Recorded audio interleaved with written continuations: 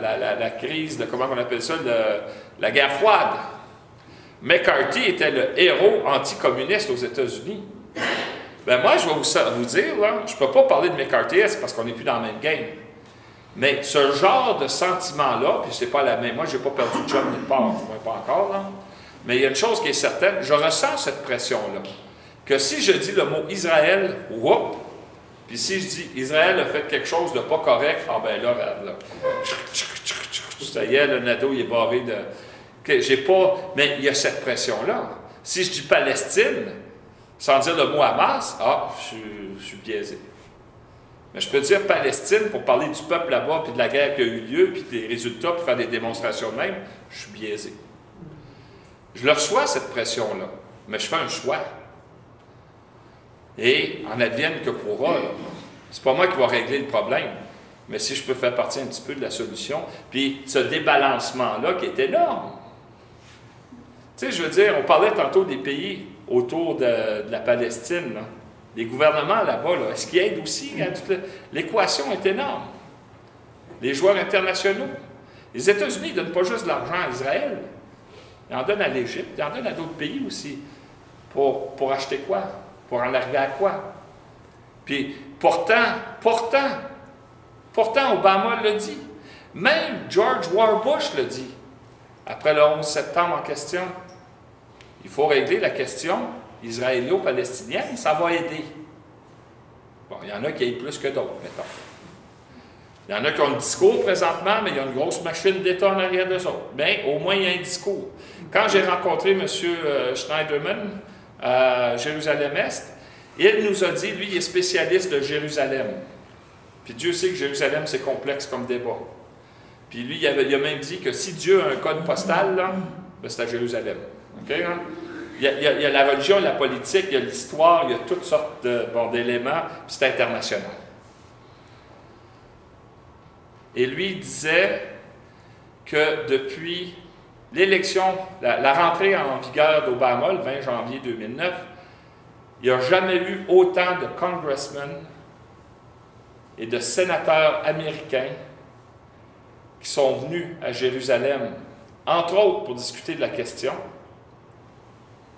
que dans les 8 années du gouvernement précédent. Puis ça ne fait pas un an qu'il est là, notre ami Obama. Donc, il y a quelque chose qui se passe.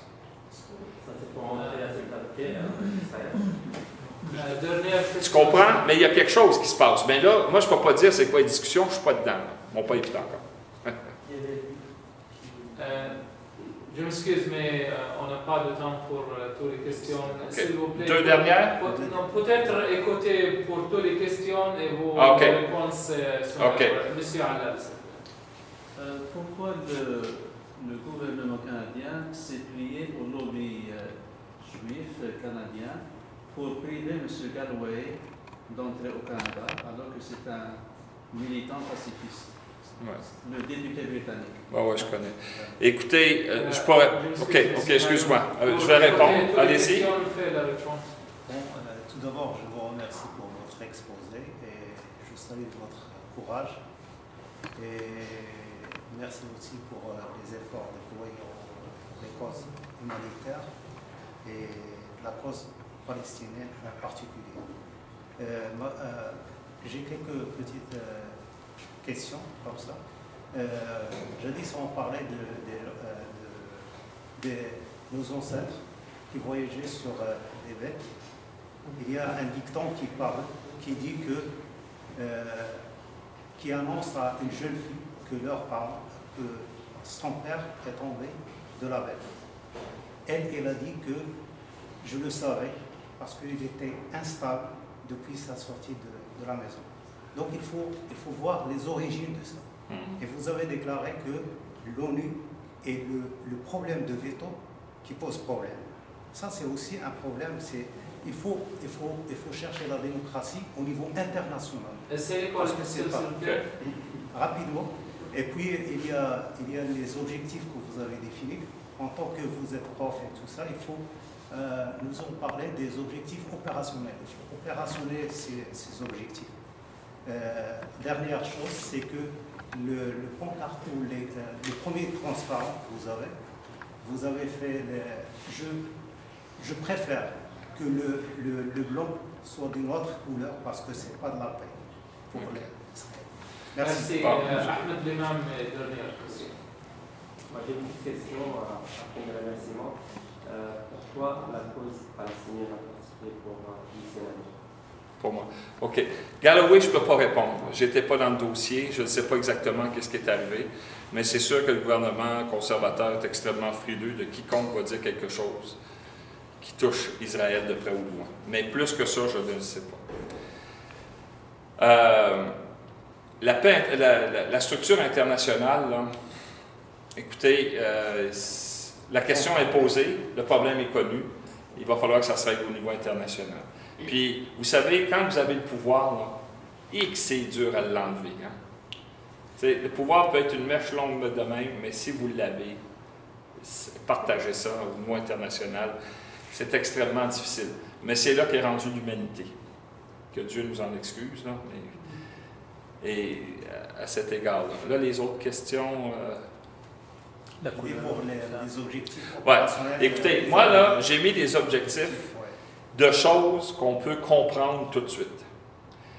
Je pourrais vous parler pendant des heures de d'autres conférences où je suis allé avec des diplomates qui ont été beaucoup plus. Il y a des négociations qui se font présentement avec le Hamas. Il y a des négociations qui se font présentement avec d'autres partenaires à d'autres niveaux ailleurs. Mais c'est tellement secret que les choses qui sont là, je pense que ce qu'il faut retenir, c'est qu'une entente, ça se fait à deux. Il faut que les deux le signent lorsqu'ils ont atteint un accord. On n'est pas rendu là encore. Il faut qu'ils soient au même pied d'égalité. Dans la négociation, effectivement, et d'où l'aide internationale importante. Parce que Palestine, là, il y a des problèmes internes. Israël a ses problèmes internes, mais disons qu'Israël part d'un bagage pas mal plus lourd en termes de force de négociation que la Palestine, on s'entend. Mais ces choses-là, moi, ce que j'ai mis sur le tableau, c'est pour que les gens que je parle, aux Québécois moyens, aux jeunes qui sont dans les écoles, aient un aperçu d'un point de départ auquel eux-mêmes peuvent travailler avec. Moi, j'ai pas... Si je pouvais avoir la solution, là, ça serait réglé, ça fait longtemps. OK? Mais ça, on reviendra plus tard. Monsieur, il y avait une autre... OK. Pourquoi la Palestine pour Richard Nadeau? Rapidement, ça va être ma dernière réponse. Parce que s'il y a des gens qui ne veulent pas savoir pour la dernière réponse ce soir, moi, c'est... en 1977, je représentais le Liban au Southern Ontario United Nations Model Assembly, à Mississauga, en Ontario. Je suis franco-ontarien d'origine. Et c'était la première fois que ce forum-là existait en Ontario. Et j'ai eu la piqûre du Moyen-Orient, du Proche-Orient. Et étant, ça c'est de 1. OK? Je ne dis pas que je suis un expert, mais j'ai toujours les oreilles ouvertes à ça. Deuxièmement, je suis un souverainiste québécois.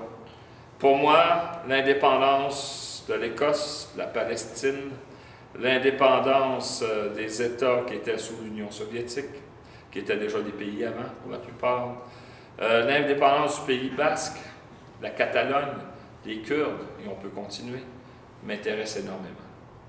Parce qu'on a un débat en tant que Québécois, qui n'est pas pareil ailleurs dans le monde, mais il y a certainement des fils conducteurs.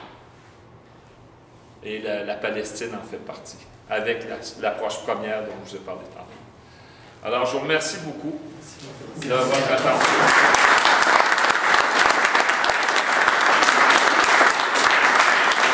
Merci, M. Nadeau. On a déjà peut-être 120 minutes. Merci beaucoup pour assister à cette conférence. C'est très intéressant. C'est comme Barouti a dit, la vérité armée puissante. C'est la vérité qui découvre comment, oui, allez. La vérité, c'est une arme puissante. C'est Ouais. la meilleure des armes. Ok. Merci, Inch'Allah, à la prochaine. Je répète, les personnes qui ne font pas les prières, on fait les prières après 4 minutes, Inch'Allah. Merci.